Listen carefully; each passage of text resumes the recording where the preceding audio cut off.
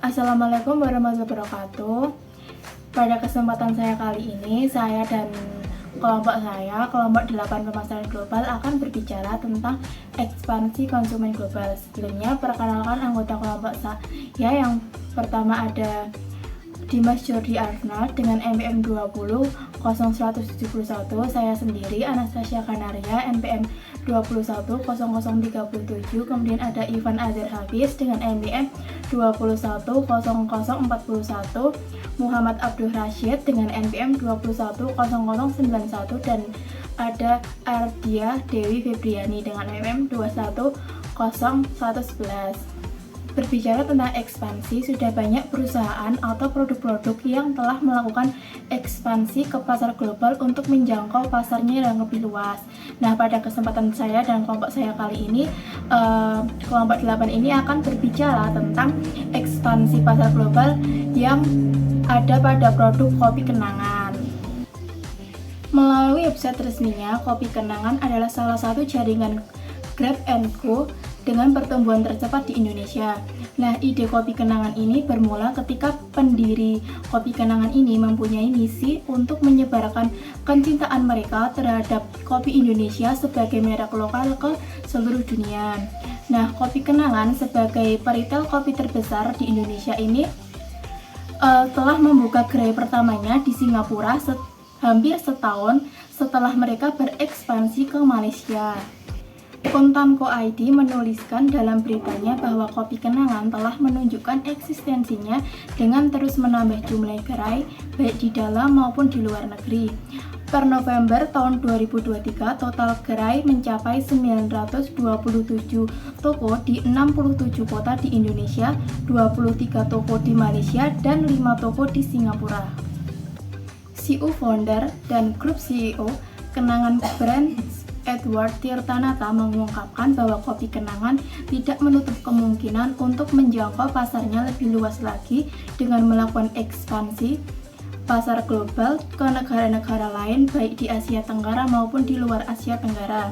Nah, di tahun 2023 sendiri, Kopi Kenangan telah meluncurkan 7 atau 8 produk baru, dan produk-produk tersebut telah memberikan kontribusi baik dan signifikan terhadap pendapatan kopi tersebut. Kemudian untuk selanjutnya akan dijelaskan oleh rekan-rekan saya yang lain tentang implementasi teori, analisis permasalahan, analisis keberhasilan, serta solusi yang akan kami berikan mengenai Kopi Kenangan agar mereka terus melakukan ekspansi konsumen global agar produk lokal Kopi Kenangan Indonesia menjadi go global ke seluruh dunia.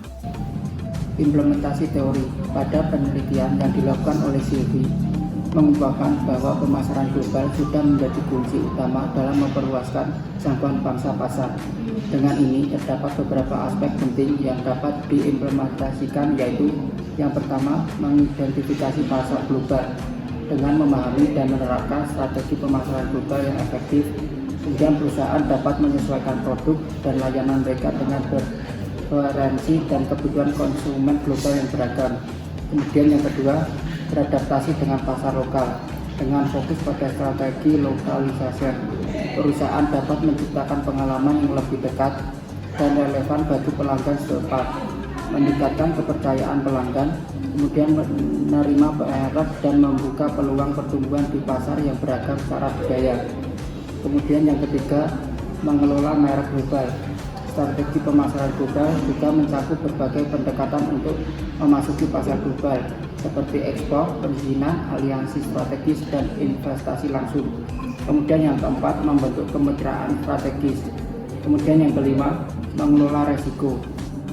Selain itu, perbedaan budaya dan variasi peraturan antar negara merupakan tantangan yang signifikan dalam pemasaran global, karena hal tersebut dapat mempengaruhi persepsi dan preferensi konsumen.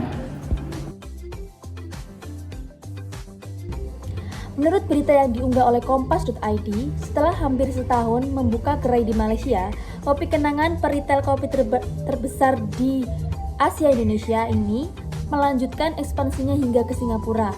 Gerai tersebut menyediakan berbagai olahan kopi berbasis espresso yang sama dengan yang ada di Indonesia. Tak butuh waktu lama, gerai pun segera dipadati pelanggan. Kenangan latte, yaitu kopi susu gula aren khas Indonesia, menjadi menu andalan karena belum umum di Singapura. Minuman tersebut dikenal sebagai kopi kenangan mantan di gerai-gerai kopi kenangan di tanah air. Pendiri sekaligus CEO Chief Executive Officer Kopi Kenangan, Iward Trintanata, mengatakan semua menu di Singapura dan Malaysia menggunakan 100% biji kopi asal Indonesia. Visi kami adalah From Indonesia to the World. Kami ingin mengonsumsi kopi Indonesia dengan cara Indonesia menjadi kebiasaan di Asia Tenggara dan juga global, tambahnya. Pada akhir 2021, Kopi Kenangan menerima pendanaan seri C tahap pertama senilai 90 juta dolar Amerika Serikat atau sekitar 1,3 triliun rupiah. Berkat pendanaan itu, Kopi Kenangan menjadi jenama makanan dan minuman berstatus unicorn pertama di Asia Tenggara, yaitu yang bervaluasi lebih dari 1 miliar dolar Amerika Serikat. General Manager Kenangan Kopi Malaysia dan Singapura, Jordan Lun, menyebut produk-produk kenangan kopi mudah diterima di kedua negara tersebut berkat rasanya yang unik. Gula aren di Indonesia yang memiliki sedikit cita rasa berasap atau smoky dinilai lebih unggul ketimbang gula Malaka khas Malaysia yang memiliki cita rasa kelapa yang lebih kuat. Sementara itu, Duta Besar Indonesia untuk Singapura, Surya Pratomo, menyebut kehadiran kenangan kopi sangat membantu program gastrodiplomasi atau diplomasi kuliner yang dirancangkan Kementerian Luar Negeri, sehingga kopi dari bermacam daerah pun diharapkan dapat meningkatkan minat wisatawan Singapura untuk berkunjung langsung, termasuk melihat perkebunan kopi dan pengelolaannya di Indonesia.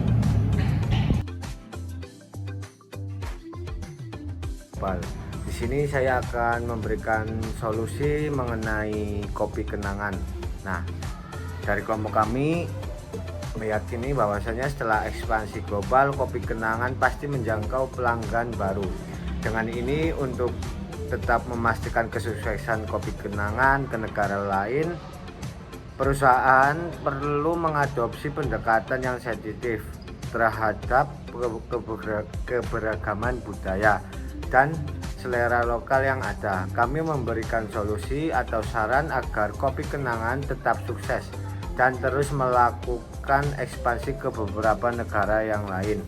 Nah, dari banyaknya solusi, kemudian yang pertama adalah terus melakukan inovasi dalam produk lain layanan untuk tetap relevan dan menarik bagi konsumen. Kemudian mengembangkan variasi rasa baru, menyediakan opsi kopi yang ramah lingkungan, atau menawarkan paket layanan yang unik dapat meningkatkan daya tarik kopi kenangan. Yang kedua, pengembangan brand awareness dengan memanfaatkan media sosial, kolaborasi dengan influencer, atau mengadakan acara promosi dapat membantu meningkatkan exposure merek kopi kenangan. Kemudian yang ketiga adalah memastikan kualitas kopi yang konsisten dan terjaga di setiap gerai, baik di dalam maupun di luar negeri. Kemudian yang keempat ada mengidentifikasi pasar yang cocok dan mengadaptasi strategi pemasaran sesuai dengan preferensi lokal dapat membantu memperluas jangkauan kopi kenangan. Kemudian yang kelima atau yang terakhir yaitu pendekatan pasar yang terfokus dalam memahami tren konsumen dan mengikuti perkembangan pasar dapat membantu kopi kenangan tetap relevan dan diminati. Nah, kemudian penutup, demikian presentasi dari kelompok kami. Dapat disimpulkan bahwa kopi kenangan telah menunjukkan kesuksesannya dalam melakukan ekspansi konsumen global dengan strategi pemasaran yang adaptif terhadap pasar yang berbeda. Semoga solusi yang diberikan dapat memperkuat kopi kenangan di lain waktu atau di lain tahun untuk ekspansi keluar ataupun di dalam negeri. Begitu. Sekian. Kemudian sekian dari kelompok 8 pemasaran global. Apabila banyak salahnya atau tutur katanya mohon dimaafkan, karena sebaik-baik manusia ialah yang memaafkan. dan sebaik-baik manusia pasti ada salahnya. Kurang lebihnya mohon maaf. Nun wal qalami wa ma yasturun.